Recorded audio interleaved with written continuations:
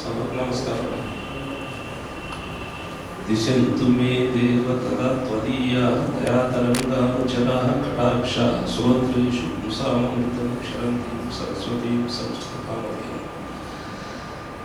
వేదికను అలంకరించినటువంటి కోరాడ సుబ్రహ్మణ్యం గారు, నీలకంఠ గారు, శ్రీనివాస్ శర్మ గారు, సంస్కృతంలో నిష్ణాతులు గురువు కందాడే రామానుజాచార్య గారు, సంస్కృత అభిలాషులు. ఇక్కడి నుంచో మీ ముందు మాట్లాడడానికి చాలా సంతోషంగానే ఉంది. కానీ ఏం మాట్లాడాలనేది కూడా ఒక పెద్ద ప్రశ్న. ఇది ఏంటంటే ఉపన్యాసాల మీదనే ఉపన్యాసం కదా, అంటే జనరిక్ అండ్ స్పెసిఫిక్ ఉండేది. This is on the specific itself. కానీ ఇక్కడ రెండు భాగాలు చూశాను నేను బోర్డు చూడగానే. ఒకటి ఫ్యాకల్టీ డెవలప్మెంట్, ఇంకోటి ఏంటంటే సంస్కృతంలో వాంగ్మయంలో ఉన్నటువంటి విజ్ఞానాన్ని మన సంఘంలో ఎలా దాన్ని పంచుతాము. అందువల్ల ముఖ్యమైన విషయాలను తీసుకొని మనం 8 మందిని పిలిచాము అని నేను అర్థం చేసుకున్నాను.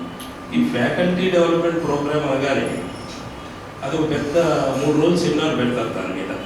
కమ్యూనికేషన్ అంటే ఏంటి, ఒకటి చెప్పేటప్పుడు వినటం ఎలాగా, మధ్యలో మాట్లాడకుండా ఉండటం ఎలాగా, లేదా మధ్యలో కొంతమంది చొప్పదలకు ప్రశ్నలు వేసి అతను చెప్పే విషయాన్ని నుంచి బయటికి తీసుకురావడం, ఇలాంటివి అనేకం ఉంటాయి.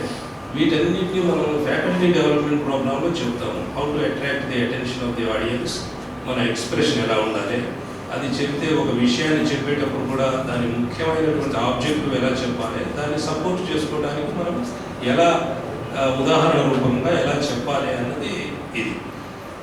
దాని గురించి ఎక్కువగా మాట్లాడలేను, బికాజ్ అది ఒక ocean. We use to conduct some workshops on the very faculty development. Engineering కాలేజెస్లో బీటెక్ కాగానే స్టాఫ్ లేక వాళ్ళనే లెక్చరర్గా తీసుకున్నాను.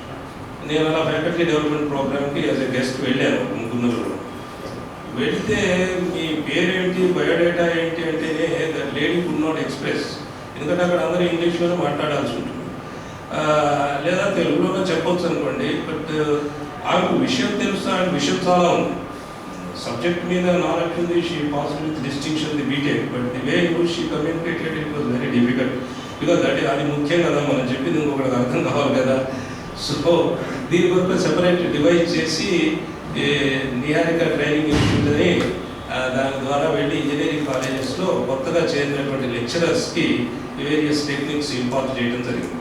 సో అది ఒక ఆస్పెక్ట్ అనుకోండి. ఇక్కడ అంతా ప్రొఫెసర్స్ కాబట్టి మొదటి నుంచి వాళ్ళకి అన్ని విషయాలు తెలిసి ఉంటాయి. ఇక్కడ ప్రొఫెసర్స్ విషయం వచ్చినప్పుడు ఏంటంటే వాళ్ళకి ఒక స్టూడెంట్స్ యాంగిల్లో చెప్పే వన్ ట్రాక్ ఆస్పెక్ట్ ఉంటుంది చాలా మందికి. బట్ మనం different type of people coming from various departments and sectors of society, అప్పుడు డీల్ చేసే విషయాలు కొద్దిగా డిఫరెంట్గా ఉంటాయి. అది అబౌట్ ది ఫ్యాకల్టీ. అయితే రెండో ముఖ్యాంశం ఏంటంటే మన సంస్కృత వాంగ్మయం అన్నది ఒక ఓషన్. అది చివరి దాకా వెళ్ళడం ఎవరి తరము కాదు. చాలామంది ఇదివరకు వెళ్ళారు, ఏదో 3-4 వెళ్ళగలిగారు అని శ్లోకాల ద్వారా కాళిదాస్ గారు వాళ్ళని మెన్షన్ చేస్తూ ఉంటారు డాక్టర్గా. అయితే అందులో విపరీతమైన సంపద ఉందని మనకంటే ముందు చాలామంది తెలుసు. మన ఈస్ట్ ఇండియా కంపెనీ తరఫున వచ్చినటువంటి బ్రిటిష్ వాళ్ళకి తెలిసి ఆ వైభవం భారతదేశానికి రాకూడదు, అందులో ఉన్నటువంటి విషయాన్ని మనం పరికరించాలని చెప్పి 24 ఏళ్ల ఆయన్ని మ్యాక్స్ ముల్లర్ని జర్మనీ నుంచి పిలిచి మన మ్యానుస్క్రిప్ట్స్ బ్రిటిష్ లండన్ తీసుకెళ్ళి ఆయనతో చదివించి ఇవన్నీ ఏదో షెప్పర్లు వాడుకునేటువంటి లొలాయి పదాలు, ఋగ్వేద హింసు ఇవన్నీ అని చెప్పి వాళ్ళు విషయాన్ని బట్టి ఇంగ్లీష్లో తీసుకొని చాలా చక్కగా తర్జుమా చేశారు. సూత్ర లిటరేచర్ అంతా వాళ్ళది చాలా బాగా చేశారనమాట. అది ఒక ఆస్పెక్ట్.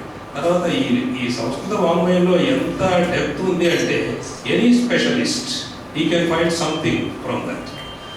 అదొక ఆస్పెక్ట్. అబౌట్ డెప్త్ చాలామంది మాట్లాడవచ్చు.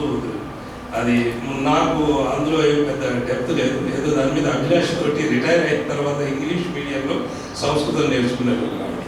నేర్చుకొని నేను కూడా ఆలోచిస్తుండేవాడిని. అందువల్లనే సంస్కృత భారతి దగ్గరికి వెళ్ళాను. ఏంటి మనం సంస్కృతం పదాలు 80% మన జేబులో ఉన్నాయి.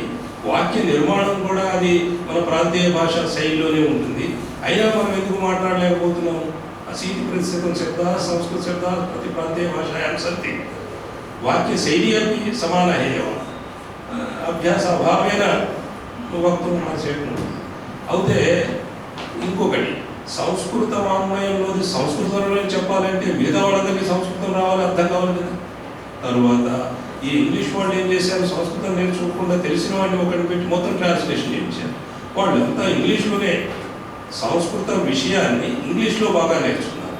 ఇప్పుడు ఏంటంటే ఇంగ్లీష్లో కూడా కొంత ఫ్రీ ఎక్స్ప్రెషన్, అది విషయం సరిగా తెలుసుకొని అది మనం చెప్పడానికి అది ఒక పెద్ద ఇంపార్టెంట్ ఆస్పెక్ట్. అందువల్ల మనం ఏంటంటే ఇప్పుడు మల్టీ డిసిప్లినరీ రీసెర్చ్ చూశారు కదా, సైన్స్లోను హ్యుమానిటీస్లో కలిపి చేయాలి అంటే, సంస్కృత వాంగ్మయంలో చేయాలంటే కాస్త ఇంగ్లీషు తెలిసిన వాడిని కూడా ఒక పండితులు ఆయన దగ్గర కూర్చోబెట్టుకొని అలా చేయాలి. అందువల్ల మనం సంస్కృతంలోనే ఆ విషయాన్ని మనం ఎక్కువ చెప్పాలంటే, సంస్కృతంలో పుస్తకం రాయాలంటే నేను ఒక థీసిస్ రాశాను, జ్యుడిషియల్ సిస్టమ్ మీద రాశాను. తులసి రామచంద్ర గారు మహానుభావుడు ఎక్కడున్నారు సార్, నేను కొద్దిగా సరళ సంస్కృతంలో ఇప్పటికి 5-6 ఏళ్ళు బట్టి సంస్కృత భారత తరఫున కార్యకర్తగా పనిచేస్తున్నాను, నేను సరళ సంస్కృతంలో రాస్తాను, ఇది ఒక కరెక్షన్ చేయించి చేద్దామంటే లేదు యూ రైట్ ఇన్ ఇంగ్లీష్ అన్నారు.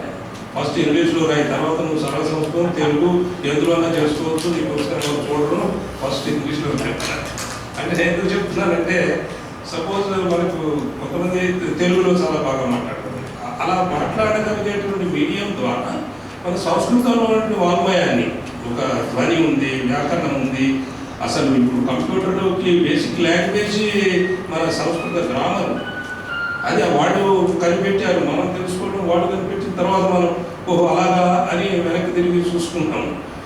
సో ఎందుకంటే ఎక్కువగా మాట్లాడటం బాగుండదు. 2 ఆస్పెక్ట్స్ అంతే, ఒకటి తెలుగు భాష కానీ ఇంగ్లీష్ భాష కానీ ఉర్దూ కానీ ఏ ప్రాంతీయ భాషలో కాస్త ఫ్రీ ఎక్స్ప్రెషన్ ఉండి విషయాన్ని చక్కగా ఎక్స్ప్లెయిన్ చేయగలిగితే ఆ భాషలో మన సంస్కృత విషయం చెప్పాలి.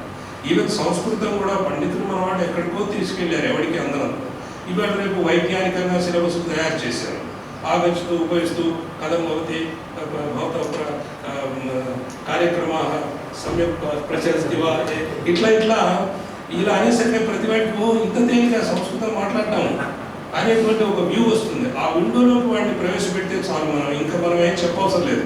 అది ఎలా అనుకుంటుందంటే మేము పెబికాలాగా అనుకుంటుంది. Fellow will try to understand మన కావ్యాలు ఏంటి, మన నాటకాలు ఏంటి, ఇన్ని ఉపమాలంకారాలు ఉన్నారు. ఒక సుందరకాండ తీసుకుంటే సీతమ్మ వారిని ఆయన ఏమంటాడు, నువ్వు చాలా రోజులు బట్టి డెబ్యూ చేయనటువంటి నీ విద్య వల్ల ఉన్నది అంటారు ఒక శ్లోకం.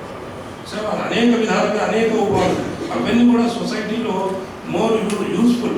కాంటెక్స్ట్ హనుమంతుడు సీతాదేవిని చూడటం, బట్ ఎన్ని విషయాలు వస్తాయండి ఆ డెప్త్, అలా దాన్ని కొద్దిగా క్రిటికల్గా ఇంటర్ప్రెట్ చేస్తూ సమాజానికి ఉపయోగపడేలాగా if we bring it then సంస్కృతం will be the top of it. Thank you so much.